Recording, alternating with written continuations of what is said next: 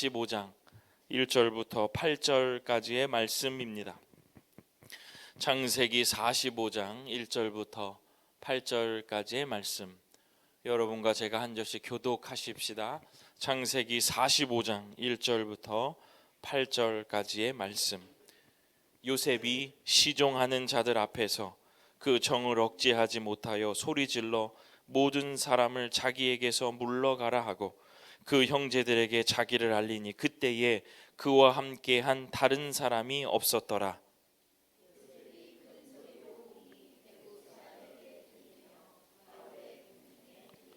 요셉이 그 형들에게 이르되 나는 요셉이라 내 아버지께서 아직 살아 계시니이까 형들이 그 앞에서 놀라서 대답하지 못하더라.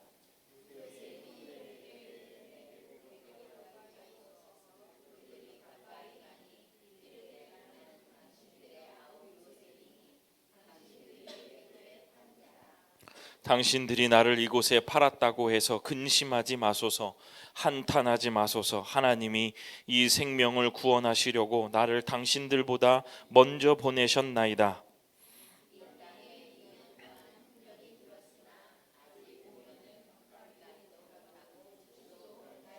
하나님이 큰 구원으로 당신들의 생명을 보존하고 당신들의 후손을 세상에 두시려고 나를 당신들보다 먼저 보내셨나니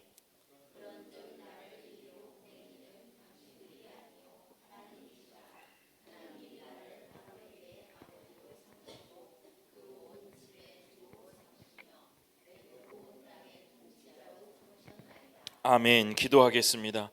고마우신 아버지 하나님, 주의 말씀 앞에 서서 오늘 무엇라 말씀하실지 기대하는 마음으로 하나님의 말씀을 듣겠습니다.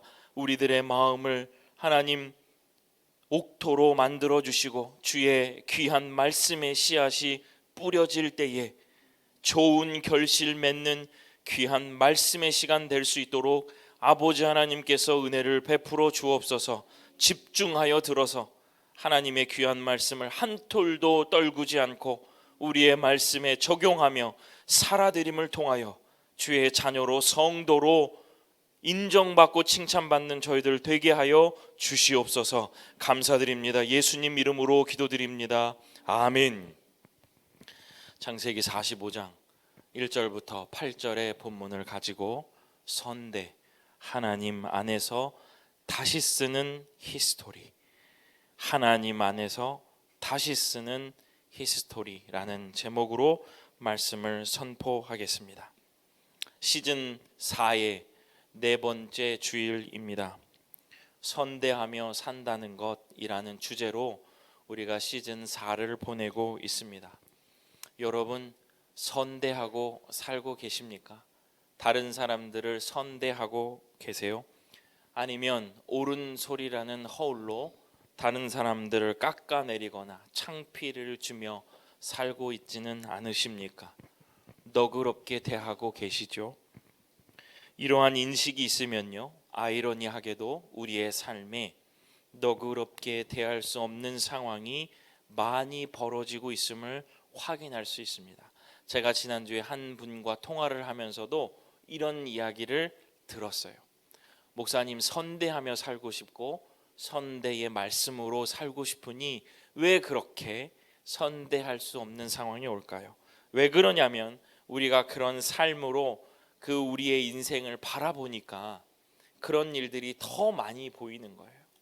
그럴 때 여러분, 나는 왕의 자녀다, 나는 선대를 받은 사람이다, 이미 내가 하나님으로부터 선대받은 사람이다라는 것을 인식하시라는 거예요.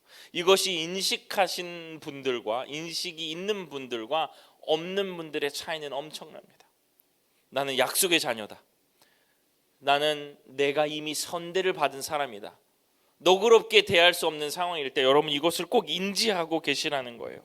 하나님은 이 선대가 우리를 통해서 계속 퍼져나가고 선대가 선대를 낳고 선대가 이어지는 하나님의 나라를 어쩌면 우리들에게 요구하고 계시는지도 모릅니다. 이러한 마음을 가지고 그 사람을 기다리고 그 사람을 대할 때 우리의 몸은, 우리의 삶은 어느새 천국을 닮아 있지 않을까 그런 생각을 합니다. 우리 사랑하는 주님의 귀한 성도 여러분, 선대하며 너그럽게 살게 되시는 주의 귀한 성도들 다 되시기를 소원합니다. 오늘은 요셉의 이야기입니다. 아니 정말 우리가 인정하고 있는 성경의 인물들은 이 모두 다 이 선대라는 것이 다 있는 것 같아요. 참 우리 요셉 닮고 싶고 우리 아이들에게도 또 주일학교 아이들에게도 요셉처럼 시냇가에 심은 나무처럼 그렇게 살면 좋겠다 이런 삶을 우리가 많이 얘기하고 그러는데 그 요셉의 삶에도 선대가 있다라는 거예요. 오늘 본문만 봐도 그렇습니다. 요셉의 인생은 참으로 파란만장했죠. 이 파란만장의 시작은 무엇이냐면 형들, 가족의 배신으로부터 시작되었습니다. 가족으로부터 배신당하고 노예로 끌려갔는데 결국은 어떻게 됐어요? 애굽이라는 나라의 총리가 되었습니다. 어떻게 보면 하나님을 온전히 섬기고 하나님을 따랐기 때문에 하나님이 마지막에 주시는 큰 은혜다라고 생각할 수 있지만 그가 걸어온 그 한 삶의 한 구석 한 구석을 보면 그렇게 처절할 수 없죠. 감옥에도 갔고요, 오해도 받았고요. 상처투성인 삶에 하나님이 은혜를 주신 모습을 우리는 이 요셉이 총리가 되는 그 모습을 보면서 우리는 알 수가 있습니다.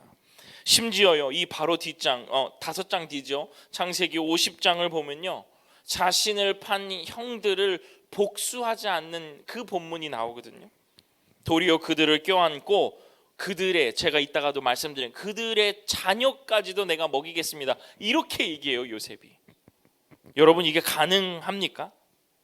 목사님 설마 저보고 이런 삶을 살라고 기대하고 계시는 건 아니죠? 이렇게 얘기하실 수 있을 것 같아요. 목사님 안 겪어봐서 그래요. 제가 실제로 지난주에도 그런 전화를 받았는데 목사님이 안 겪어봐서 그래요. 너그럽게 산다는 그 삶이 그렇게 녹록지 않습니다. 그들이 얼마나 악독한데요. 심지어 그분은, 저랑 통화하신 분은 목사님이셨어요. 목사님이셨는데도 그것을 받아들이기가 너무 힘든 거예요. 인정합니다. 저는 그것을 인정해요. 왜냐하면 저도 그 경지에 오르지 못했기 때문에 그래요. 하지만 여러분, 우리가 말씀을 기억하고 산다는 것은요, 그것을 막 오늘 해결해서 내가 그냥 180도 사람이 확 변해서 그런 삶을 사는 것, 그런 것들도 포함이 되겠습니다마는 그것을 오늘 해결하기보다 내가 톤 다운을 하는 거예요.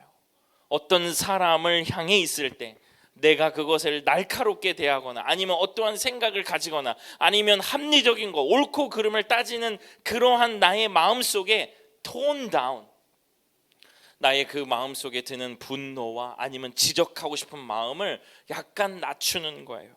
180도 변하는 것, 그것도 중요하지만 우리의 삶에 점차적으로 이렇게 톤 다운을 하면서 우리의 삶을 더욱더 주님 보시기에 아름다운 삶으로 우리가 점점 변해가는 것을 말하는 거예요. 그것이 바로 저는 말씀을 품는 삶이라고 말씀드리고 싶습니다. 그렇기 때문에 우리가 매일 말씀 묵상하고 성경을 통독하고 성경을 암송해야 하는 이유인 거예요. 우리의 인간의 유한함과 부족함 때문에 우리가 180도 바뀔 수 없어요. 어저께 막 죽이려고 달라들었는데 갑자기 막 그 사람 사랑할 수 있나요? 물론 그렇게 사랑할 수 있는 은혜를 주시면 할 수 있겠죠. 그런데 제가 이렇게 살다가 보고 아니면 주변을 봐도 그렇게 사는 사람이 많지 않거든요. 그러면 어떤 일이 벌어지냐? 지레하지 않아요. 그 사람을 사랑하거나 그 사람을 다시금 인식하고 싶지 않아 하거든요. 점점 더 그것들에 내 생각을 완고히 아니면 공고히 할 수 있는 사람의 이야기를 더 듣거나 아니면 그런 것들을 계속 판단하기 마련이란 말이죠. 근데 여러분, 말씀을 마음에 품으시라는 거예요. 악을 악으로 갚지 말라는 겁니다. 영적으로 선택을 하라는 거예요. 오늘 그 요셉이 한 선대의 영적인 선택에 대해서 여러분과 말씀을 나눌 텐데, 여러분 오늘 제가 3가지를 말씀을 드릴 거거든요. 그것을 한 가지 한 가지 짚어가면서 여러분의 삶에 선대하고 계신다면 더 선대하시고, 선대할 수 없는 삶의 가운데 있다면 오늘 여기서 여러분들이 힌트를 얻어서 여러분들의 삶이 선대로, 그리고 그 선대로부터 시작된 또 다른 선대가 하나님 나라를 완성시키는 데 사용되어지기를 주님의 이름으로 축원합니다. 첫 번째, 선대는 저는 이래야 될 것 같아요. 과거를 정산하는 것이 아니라 하나님의 해석으로 반응하라. 과거를 정산하는 것이 아니라 하나님의 해석으로 반응하는 겁니다. 어떤 거냐면 이런 겁니다. 창세기 45장 5절. 오늘 저는 읽었어요.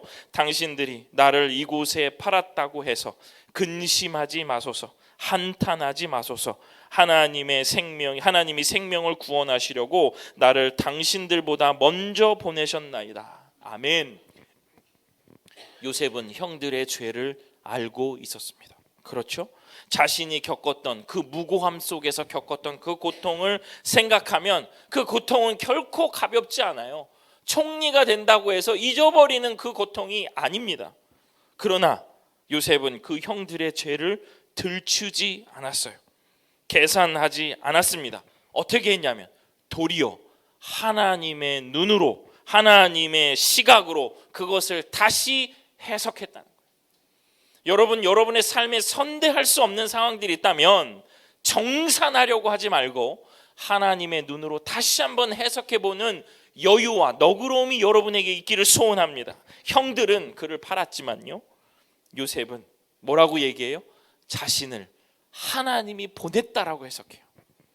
여러분, 참 이게 멋진 해석입니다.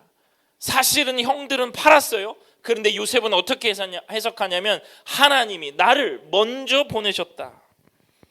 인간들의 악함 속에서도 하나님의 손길을 보는 지혜로움이죠. 여러분, 이때 이 교회 오늘 예배드리는 주님의 모든 성도들의 삶 가운데 인간의 악함 속에서도 여전히 역사하고 계시는 하나님의 손길을 느끼게 되시기를 주님의 이름으로 소원합니다. 보이지 않는 것을 봤죠. 보이지 않는 것을요. 주여, 우리에게 이 성령의 은혜를 내려주시사 보이지 않는 것을 보는 은혜를 우리들에게 허락하여 주옵소서. 이 해석이 요셉을 분노의 자리에서 어디로 이끄냐면요, 선대의 자리로 이끌고 있습니다. 선대는요, 감정을 억누르는 억지가 아니라 하나님의 시선에 자신을 맡기는 믿음의 선택이라는 거예요. 과거를 정산하기 위하여 정산을 하지 않으려고 하니까 감정을 막 억누르는 것이 아니라 하나님의 시선으로 그것을 다시 한번 바라보는 거예요. 다시 한번. 여러분, 저도 그렇지만 과거 정산하고 싶을 때 많잖아요. 어쩌면 그 과거를 지금 유지하며 계실지 모르겠습니다. 여러분, 오늘 예배를 드리면서 말씀을 함께 보시면서 하나님의 시선으로 우리 그 일을 다시 한번 보는 여유가 있기를 소원합니다. 그 일을 다시 한번 보는 여유가 있기를 소원합니다. 우리에게 하나님은 무엇을 보라고 하시는가, 무엇을 보며 살라고 하시는가를 다시 한번, 요셉처럼 형들이 팔았지만 하나님이 나를 먼저 보내셨다는 놀라운 대답을 하잖아요. 우리에게도 그러한 대답을 성령의 은혜로 주실 줄로 믿습니다. 두 번째는요, 선대는 승자의 특권이 아니라 하나님의 대리인의 책임이라는 생각을 했습니다. 요셉은 누가 봐도 승자예요. 팔렸던 사람이 총리가 되면 뭔가 얻어낸 사람이 승자잖아요. 그런데 여전히 요셉은 자기가 하나님의 대리인이라는 정체성을 가지고 있다는 거예요. 자, 보세요. 요셉이 어떻게 자신을 인지하고 있는지 보겠습니다. 창세기 45장 7절. 하나님이 큰 구원으로 당신들의 생명을 보존하고 당신들의 후손을 세상에 두시려고 나를 당신들보다 먼저 보내셨나니. 아멘. 요셉은 당시 최강대국 나라의 총리입니다. 그죠? 그러면 총리로서의 부르심이 있다고 생각할 수 있어요. 그런데 형들쯤 그냥 마음 먹고 벌할 수 있는 위치입니다. 그런데 요셉이 자신을 어떻게 인식하고 있냐면요, 형들을 위한 하나님의 대리인이라고 인식하고 있다. 총리로서도 여러 가지 여러분들이 가지고 있는 포지션으로 하나님의 부르심을 여러분들이 인정할 수 있지만, 선대의 자리에 있는 요셉은 무엇으로 자신을 인식하고 있냐면 형들을 위한 하나님의 대리인이라고 인식하고 있다는 거예요. 형들을 위한 하나님의 대리인. 하나님이 나를 먼저 보내셨다는 말은 지금 내가 여기 있는 이유가 뭐냐면 하나님의 구원 사역을 이어가고 있는, 이어가는 것이 내 사명이라는 고백이라는 거예요. 하나님의 구원 사역을 이끌어 가시는 그 사명을 나에게 주셨다고 고백하는 거예요. 그는 권력자가 아니고요. 권력을 가진 사람이에요. 총리는 권력을 가진 사람이에요. 애굽의 총리는 권력을 가진 사람입니다. 그런데 요셉은 어떤 생각을 가지고 있냐? 하나님의 역사를 이루어가는 일에 내가 그것을 대리하고 있는 사람이에요 라는 인식이 있다는 거예요. 목적을 가진 사람이에요. 목적을 가진 사람. 권력을 가지고 사람들을 누리는 사람이 아니라 하나님의 일을 진행해 나가는 대리인, 수하, 대리인으로 자신을 인식하고 목적이 그런 사람이다라고 요셉이 인식하고 있기 때문에 그래요.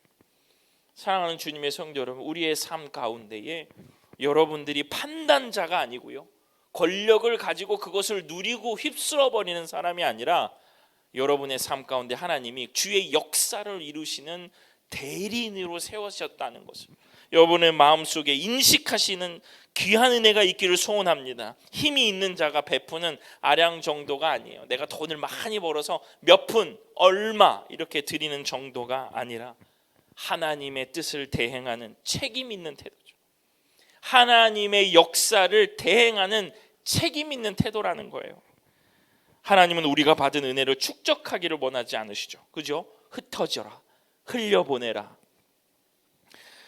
오히려 그것을 흘려보내는 사람, 대리인으로 살기를 원하고 계십니다. 이 은혜, 하나님 나라의 역사를 이루는 대리인, 이 목적을 가지고 있는 대리인, 이때 유교의 모든 성도들 다 되시기를 주님의 이름으로 축원합니다. 마지막은요, 선대는, 제가 이제 책을 쓰고 있으니까 오늘 이런 문장이 나왔는데, 선대는 관계를 다시 쓰는 영적인 글쓰기다. 선대는 관계를 다시 쓰는 영적인 글쓰기다. 창세기 50장 21절, 당신들은 두려워하지 마소서. 내가 당신들과 당신들의 자녀를 기르리이다 하고 그들을 간곡한 말로 위로하였더라. 아멘. 야곱이 죽고 난 후에 형들은 이제 아버지가 돌아가셨으니 이제 요셉이 우리에게 복수할 거야, 그러고 있었죠. 그런데 오늘 요셉은 어떻습니까? 과거를 들추지 않아요. 또 다시 선대합니다. 이게 가능한가 하면서 계속 읽어야 이게 은혜가 되거든요. 그런데 오늘 여러분, 제가 읽었던 이곳에 뭐라고 얘기합니까? 요셉은 한 발 더 나아가서 너의 자녀들도 내가 책임지겠다. 너의 자녀들도 내가 책임지겠다. 여러분, 여기서 우리는 선대가 용서가 아니라 관계를 새롭게 쓰는 능력이라는 것을 우리는 발견할 수 있습니다. 용서 수준이 아니라 그 관계를 이제 다시 써버리는 거예요. 얼마나 멋있는 선택입니까? 누가 자기 자녀 돌봐준다 그러면 싫어하는 사람 어디 있어요? 관계를 다시 쓰는, 미래를 향하여 다시 쓰는 선대였다는 거예요. 요셉은 상처를 그대로 가지고 있지 않았습니다. 우리 다 상처 있잖아요. 그러니까 선대 못하는데, 요셉이 어떻게 했냐? 그 상처 위에 새로운 영적인 글쓰기를 하는 거죠. 가해자의 잘못을 기록하는 것이 아니라 하나님이 주신 미래를 기록하고 있는 거예요. 가해자의 잘못을 우리는 다 기록하잖아요. 우리 마음속에도 기록하고, 일기장에도 기록하고, 수첩에도 기록하고, 메모장에도 기록하는데, 선대, 하나님의 사람들은 하나님의 미래를 그 상처 위에 기록하는 사람이라는 거예요. 너무 멋진 것 같지 않습니까? 우리가 그런 일을 하려고 부름받았다는 거예요. 오늘 말씀의 제목처럼 선대는 하나님 안에서 쓰는 스토리, 이야기, 히스토리, 그의 이야기입니다. 영적인 글쓰기로 우리의 상처 위에 과거를 써내려가는 것이 아니라, 나의 생각을 써내는 것이 아니라 하나님의 대리인으로서 하나님께서 우리들에게 주신 미래를 기록하는 것, 새롭게 관계를 정립하는 것이 바로 선대라는 것입니다. 과거를 지우는 것이 아니라 새로운 의미를 덧입히는 거죠.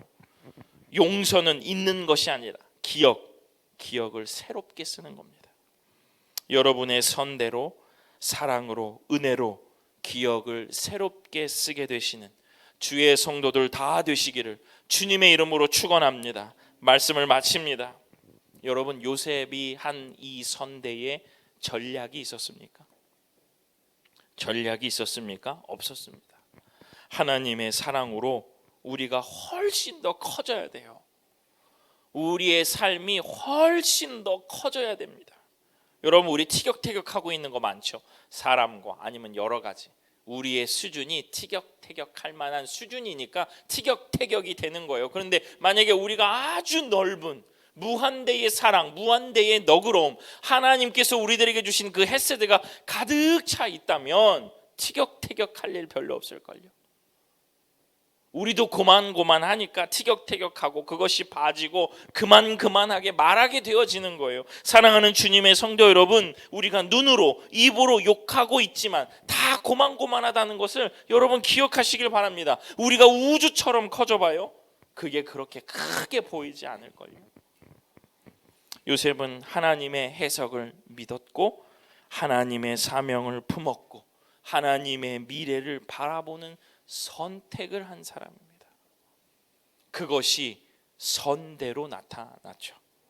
여러분, 하나님이 우리에게 지금 베푸르신 그 일들을 다시 한번 하나님의 눈으로 해석해 보시는 은혜가 있기를 소원합니다. 그리고 내가 하는 이 일이 하나님의 대리인으로 하나님의 구원 사역을 이끌어 가시는 그 어떠한 조각을 맞추고 있는 사람으로 인식하시기를 소원합니다. 그리고 과거를 자꾸 기록하는 것이 아니라 영적인 글쓰기, 선대를 통하여 하나님의 미래를 기록하실 수 있는 주의 귀한 성도들 다 되시기를 주님의 이름으로 축원합니다. 오늘 우리에게 이런 선택이, 이런 톤 다운이 시작되어야 되지 않을까요? 오늘 예배를 끝나고 나면 그 톤 다운이 시작되어야 되지 않을까요? 과거에 묶여있는 관계, 복수하고 싶은 감정, 자기 연민에 빠진 마음, 그 모든 것을 하나님의 관점으로 다시 쓰게 되시는 은혜가 있기를 소원합니다. 선대는 과거를 구속하지 않고 미래를 창조하는 길임을 기억하고 요셉 기억하십시오. 자녀까지도 형들의 죄를 들춰내지 않는 것, 이 요셉을 기억하시고 주변을 선대하며 살게 되시는 은혜가 있기를 주님의 이름으로 축원합니다. 기도하겠습니다. 고마우신 아버지 하나님, 과거에 얽매이지 않고 하나님의 눈으로 다시 봐 하나님께서 나에게 주신 대리인의 삶을 책임 있게 살게 도와주시고 우리의 잘못과 과거들을 기록하고 남기는 것이 아니라 하나님께서 주시는 귀한 사랑을 통하여 미래를 다시 기록하는, 선대로 다시 기억하는 우리 성도들 다 될 수 있도록 아버지 하나님께서 은혜를 베풀어 주시옵소서. 감사드립니다. 예수님 이름으로 기도드립니다. 아멘.